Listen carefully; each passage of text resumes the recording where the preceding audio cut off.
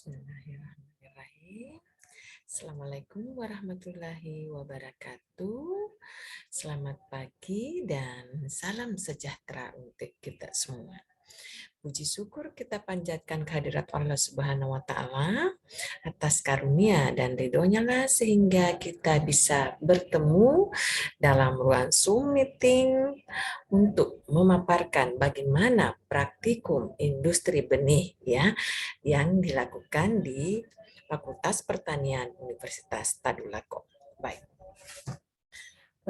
Praktikum adalah sesuatu yang sangat mendasar bagi seorang mahasiswa, utamanya bagi mahasiswa Fakultas Pertanian. Karena dari praktikum tersebut sehingga mereka bisa mendapatkan yang namanya skill. Nah, inilah keterampilan inilah yang menjadi kemampuan mereka ke depan, menjadi keterampilan bagi mereka ke depan dalam memasuki dunia kerja ataupun dunia usaha. Nah, mata kuliah industri benih ini diharapkan memang akan melahirkan beberapa kemampuan dari mahasiswa kita untuk menjadi seorang manajer atau pelaku usaha di bidang perbenihan. Untuk praktikum industri benih, untuk video pembelajarannya ini disponsori oleh program kompetisi Kampus Merdeka, program studi agroteknologi Fakultas Pertanian Universitas Tadulako tahun 2021.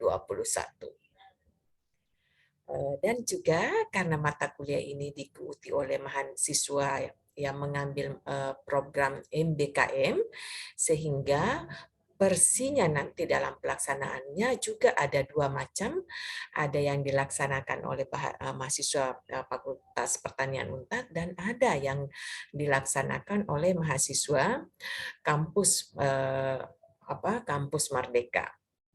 Merdeka Belajar Kampus Merdeka. Ini juga kita akan anut sehingga dalam pelaksanaannya nanti ya mereka merdeka bisa berada di daerahnya masing-masing, tetapi tetap melaksanakan yang namanya praktikum.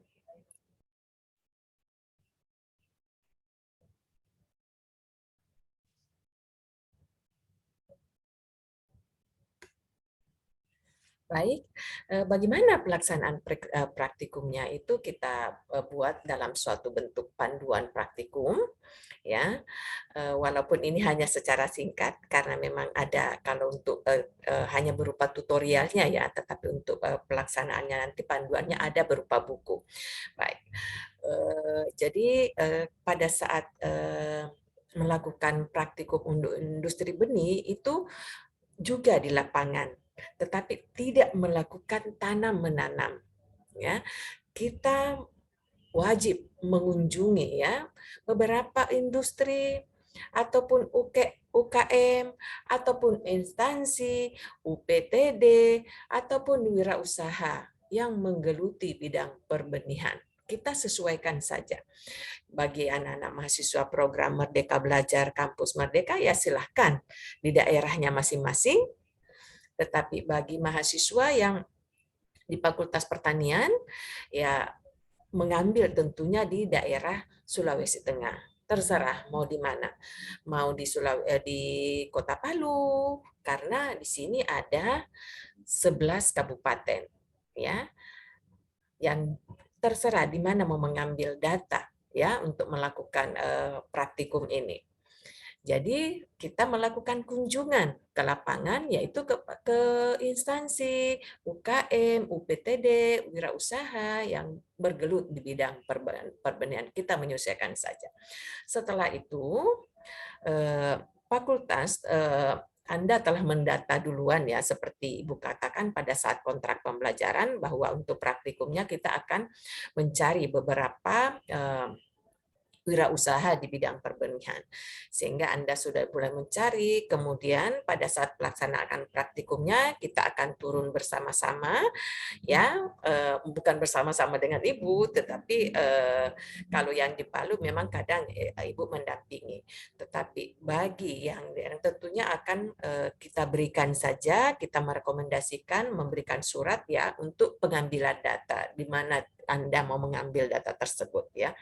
Kemudian setelah Anda turun, tentunya akan melakukan pengamatan kegiatannya tentang bagaimana produksi ataupun bagaimana penyediaan atau bagaimana penjualan benih ataupun bibit tanaman di instansi tersebut atau di UKM tersebut atau di UPTD tersebut atau wirausaha apa yang mereka lakukan untuk menunjang kegiatan perbenihan tanaman.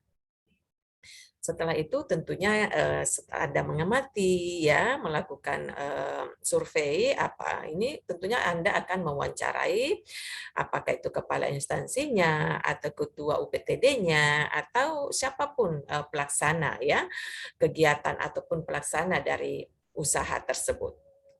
Kemudian tentunya setelah itu sangat perlu kita lakukan dokumentasi. Anda mengambil yang namanya dokumentasi kegiatan. Kemudian ya tentunya setelah punya dokumentasi, bagaimana membuat suatu laporan, ya, bagaimana membuat suatu laporan yang memang bisa menghasilkan bahwa inilah praktikum yang saya lakukan, ya tentunya Anda memerlukan yang namanya pustaka-pustaka baru. Ya, setelah itu lengkap semua, Anda buatlah laporan tersebut. Nah, penyusunan laporan seperti biasanya tentunya akan ada pendahuluannya ya. Setelah itu ya latar belakang kenapa sampai ada yang Anda lakukan, tentunya tujuannya, adakah permasalahannya ya, komoditi-komoditi apa yang banyak diusahakan. Ini semua Anda tuangkan dalam laporan tersebut dan Anda bisa lihat di panduan ya, di panduan buku panduannya. Setelah itu, nah data apa saja yang dibutuhkan pada saat wawancara? Inilah seperti ini, misalnya untuk profil instansinya, atau UKM-nya, atau UPTD-nya, atau usaha di bidang perbenihan. Nah, biasanya kalau di Palu itu karena memang belum ada industri-industri yang cukup besar di bidang perbenihan, biasanya mahasiswa itu ke toko-toko yang menjual bunga, yang menjual bibit-bibit tanaman, atau ke toko-toko misalnya toko tani, mereka apa sih yang dia jual di situ? Nah, itu yang biasa mereka kunjungi. Kemudian Anda mencatat instansi ataupun EKM-nya, alamatnya, kemudian ketua ataupun kepala instansinya, kemudian benih tanaman yang diproduksi ataupun benih-benih apa yang mereka jual. Bagaimana caranya mereka mendapatkan benih tersebut? Apakah diambil dari Jawa atau memang ada dari Sulawesi Tengah? Ya. Kemudian bagaimana penanganannya benih tersebut pada saat misalnya kalau diambil dari Jawa, apa yang dia lakukan? Apa setelah dari Jawa, apa yang dia lakukan untuk mengadaptasi tanaman tersebut. Kemudian setelah itu bagaimana dia mengkonversi atau bagaimana dia memberikan label pada benih pada tanaman ataupun jualan tersebut. Kemudian apakah dia lakukan yang namanya sertifikasi atau apapun namanya ya, selalu kan dalam penjualan itu apa yang dia harus berikan di label itu. Kemudian setelah itu dilakukan bagaimana penyebarannya dari benih tersebut. Bagaimana pelabelan dari benih tersebut? Apakah ada label yang diberikan untuk mereka jual? Setelah itu semua lengkap, masih ada lagi bagian-bagian dan selanjutnya akan ada. Nah, ini sangat kita perlukan ya. Bagaimana identitas atau instansi UKM ini sangat perlu bagi kita untuk mendata ya. Oh, bagaimana perkembangan industri perbenihan misalnya di Sulawesi Tengah atau bagi anak mahasiswa program MBKM tentunya di daerahnya masing-masing. Bagaimana adakah prospek, adakah peluang untuk mengembangkan suatu usaha di bidang perbenihan di sana? Apakah bisa menjadi suatu yang namanya industri? Walaupun itu hanya industri berupa home industri ya.